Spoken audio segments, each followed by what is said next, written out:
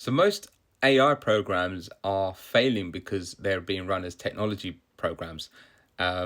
It's not a pilot that's being run against a specific baseline or a specific P&L line. So the way I've found worked for me and my clients is understanding their customer journey, their revenue operations, and then figuring out from that where AI and agents it is actually going to help their business. So this is kind of the diagnostic process that I have. It's very systematic, something that you can use for yourself, but it helped me find the value, the baseline, and where the blockers were, and importantly, what we need to govern because of that. So finding the value is important, and also where there isn't value. So I mapped out their journey and figured out at each stage which system is being used. I wasn't looking at the org chart. I was looking at their specific customer journey.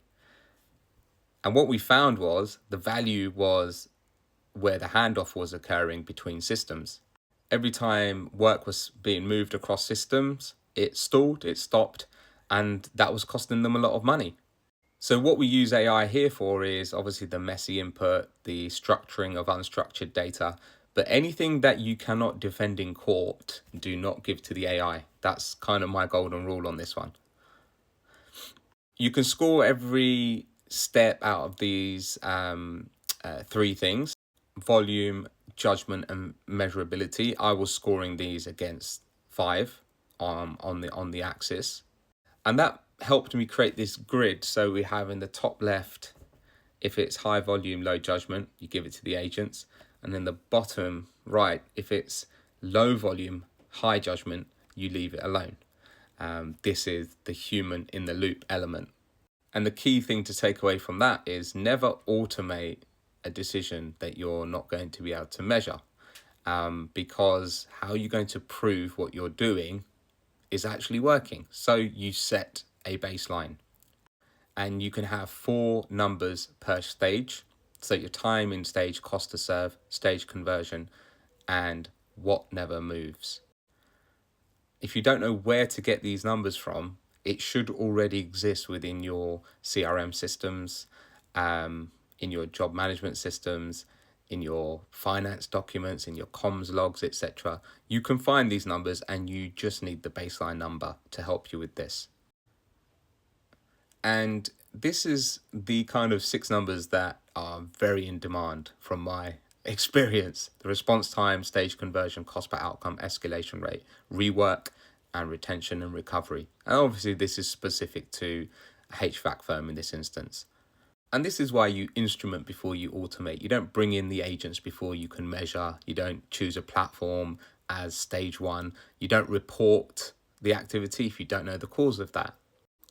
And everything I've discussed, I ran for a large HVAC firm, and it gave me a really thorough report. So I was able to see the journey, where the handoffs were happening, and rank, most importantly, the opportunities and cost them out for the client. Let's talk a bit about the blockers, because this is where good projects can sometimes die. I'm working on a number of projects right now, and the C-suite are involved, and this is because they all have a decision to make, and they all need to be involved and level set from the beginning. And they will ask questions, tough questions. Data's not clean enough. That's fine. We don't need perfect data. We don't need to replace systems. It can sit on top of their systems. Security and compliance, these are all huge considerations. In the project I'm working on, we are not replacing the stack. We have an agentic layer that sits on top of their systems, and that works really well for this client.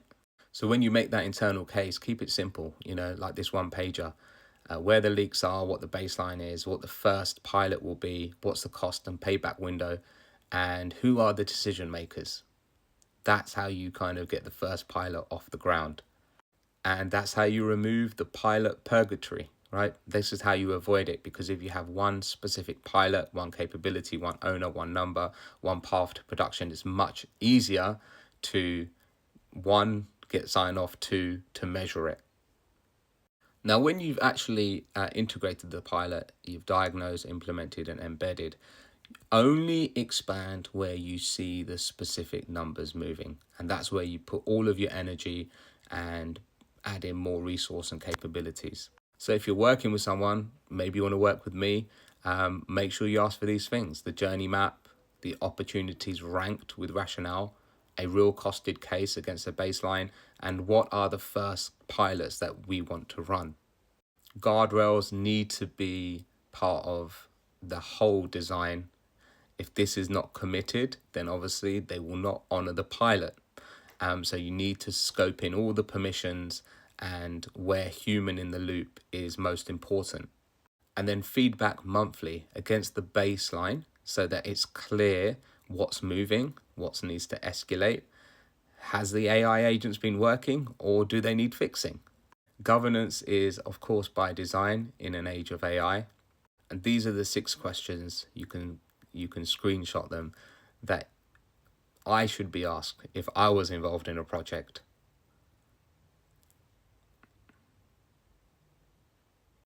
And the roadmap I look at is a 90-day roadmap. So the first 30 days were instrumented, between 30 to 60 capabilities live, and 60 to 90, did it work? If not, let's kill the project. If it did work, expand the project. And then we are honest about the review, right? So it's the monthly review, the quarterly review. We are making decisions on whether the investment worked, whether it didn't work, and we have to own that. So this is how I work at Customer Journeys. It's not pilots, it's not slide decks, it's specific systems that I diagnose, I build, I operate, I embed, and it's always measured against a baseline. So if you're interested in working with myself and the team, then please do comment below, consultation, and I'll get back to you. Thank you.